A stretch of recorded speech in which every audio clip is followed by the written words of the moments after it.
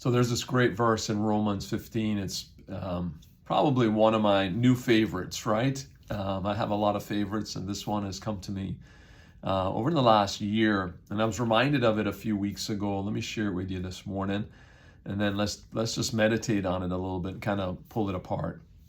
It's in Romans chapter 15 and verse 13, and it says this: "May the God of hope fill you with all joy and peace as you trust in him, so that you may overflow with hope by the power of the Holy Spirit." You know, in life, there's always challenges. If you live long enough, you're either in the midst of a challenge, going into a challenge, or just coming out of a challenge. And one of the key things that we need to do, whichever stage we're in, is to have hope. And our hope is not in ourselves, and our hope is not in a situation.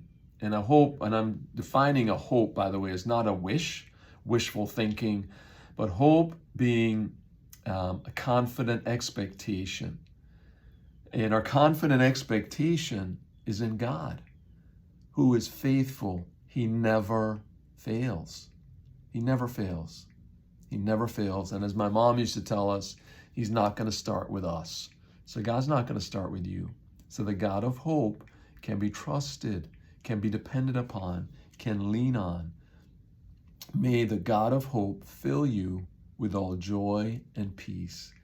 And when we have a personal relationship with God through Jesus Christ, we have the Holy Spirit living in us. And that Holy Spirit can be the source of our joy and our peace.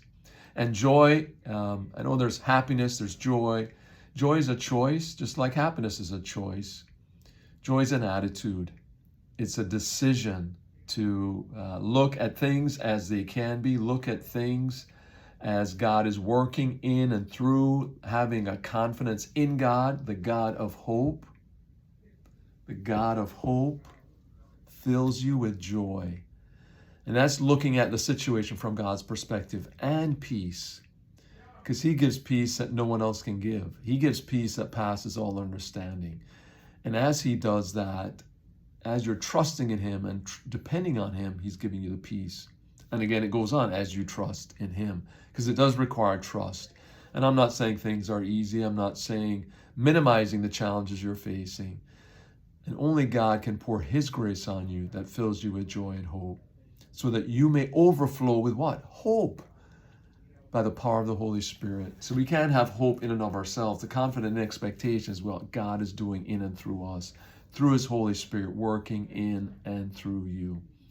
So may the God of hope fill you with all joy and peace as you trust in him, so that you may overflow with hope by the power of the Holy Spirit. Allow God's Holy Spirit to work in and through you. Allow his Holy Spirit to encourage you. Allow his Holy Spirit to empower you, to help you work through what you're working through.